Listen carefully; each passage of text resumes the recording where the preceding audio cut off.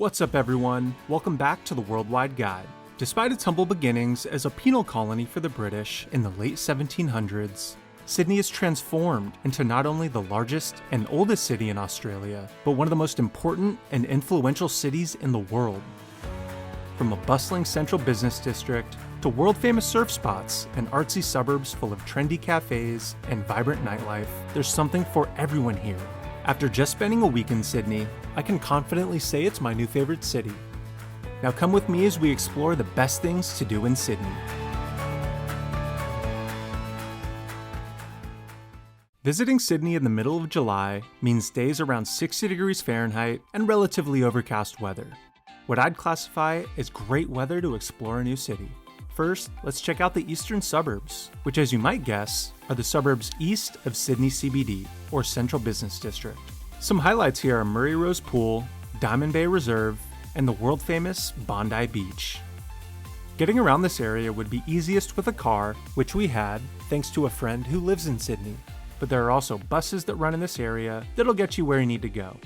In Double Bay, we arrive at Murray Rose Pool, which has an amazing view of Sydney Harbour. The best feature here is the wooden boardwalk that encloses the pool and also has a shark net. So you can explore about 100 feet out into the bay without even getting wet. And you can swim and enjoy the water at ease, knowing that you're protected. You could easily spend a whole day here over the summer. Next, let's head over to Diamond Bay Reserve in Vaucluse, where you can walk along the coastline and stare in awe at these incredible sandstone cliffs that just fall into the ocean.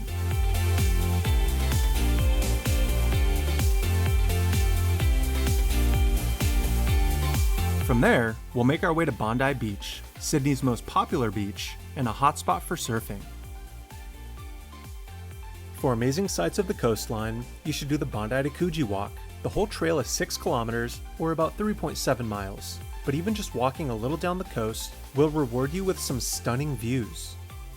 Even though it's not what we did, I'd recommend starting in Coogee and walking to Bondi for the full experience, since there are so many more shops, restaurants, and the whole boardwalk once you get to Bondi that makes it a nice reward. Also make sure to check out the iconic Bondi Icebergs Club that features this 100-year-old pool right on the ocean that's constantly being infiltrated by ocean water. Now, one of Australia's defining characteristics is its scenic outdoors. Luckily, you don't have to venture too far from Sydney to experience their rural bushland. The Blue Mountains are just 2 hours outside of Sydney by train, making a 1 or 2 day trip very doable, even if you're only in Sydney for a short time. And trust me, it's worth it. After hopping on the train at Central Station, you'll arrive in Katoomba, which is the most popular town to visit the Blue Mountains. Katoomba gets its name from the Aboriginal word meaning waterfall, because there are several waterfalls in the area, which you'll see a lot more of later. From Katoomba Station, we took a bus to Echo Point, ground zero for stunning views, and to explore both the Blue Mountains and the Three Sisters. The Blue Mountains are a UNESCO World Heritage Site, and are called that because they're literally blue. It comes from the eucalyptus trees that dominate the region, whose oil droplets mix with sunlight and dust and give the mountains this blue color. Pretty cool. The Three Sisters is a jagged rock formation that's one of the most popular landmarks in Australia. According to Aboriginal legend, the rocks represent 3 sisters who were turned to stone to protect them during a tribal conflict.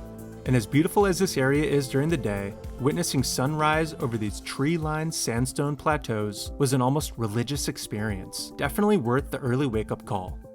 After some time admiring the scenery, it's time to explore east and/or west of Echo Point. Going west, there's a paved path through the bush that takes you first past the town's namesake waterfall, Katoomba Falls. This is a segmented waterfall that descends into the Jameson Valley, and that you can view from several different points along the trail. Past Katoomba Falls, you'll arrive at Scenic World, where you can take a cable car ride over the canyon. I'd recommend this for people who physically can't walk on the trail, or people that are pressed for time and still want to see the Blue Mountains in all their glory. Otherwise, hiking the trail will give you essentially the same views for free.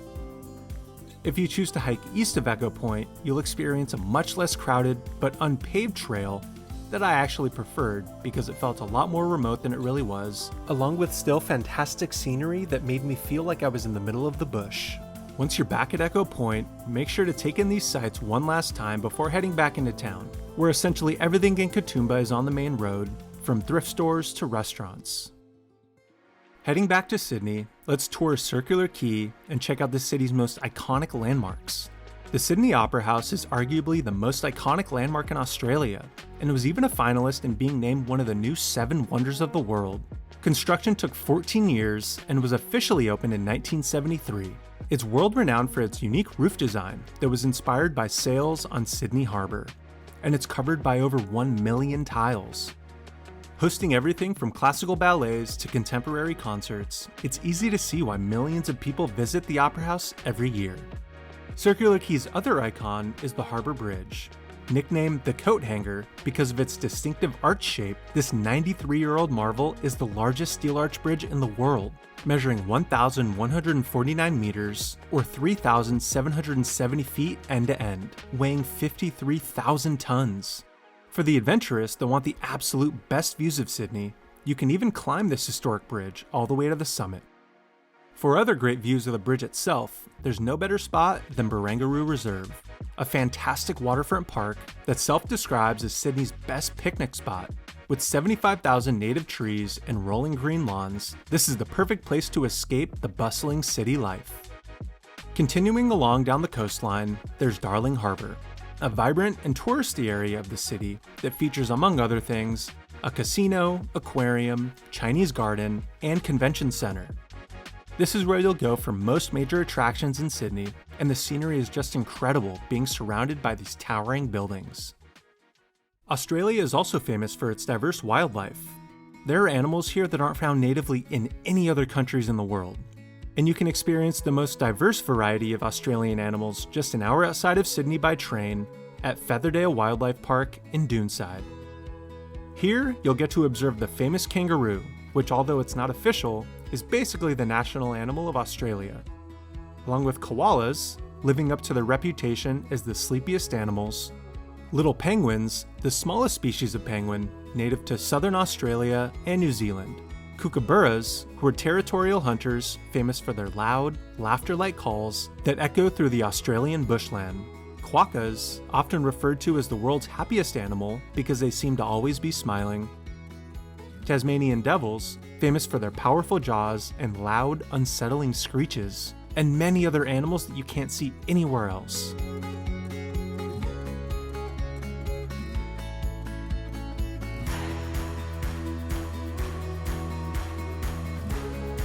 You should also know that cockatoos are everywhere in Sydney. They're basically as common as pigeons or seagulls here in Southern California, and although they are beautiful birds, they have a brutal screech that I'm sure you'll hear walking around the city. Back in Sydney, the neighborhoods just east of the city center are among the trendiest. There's Surry Hills, known for its creative energy and packed with cafes, art galleries, and vintage stores. Darlinghurst, famous for its vibrant nightlife and a growing food scene ranging from fine dining to casual eateries. And Paddington, offering high-end boutiques, galleries, and the popular Paddington markets on Saturdays. Definitely the upscale neighborhood of the three.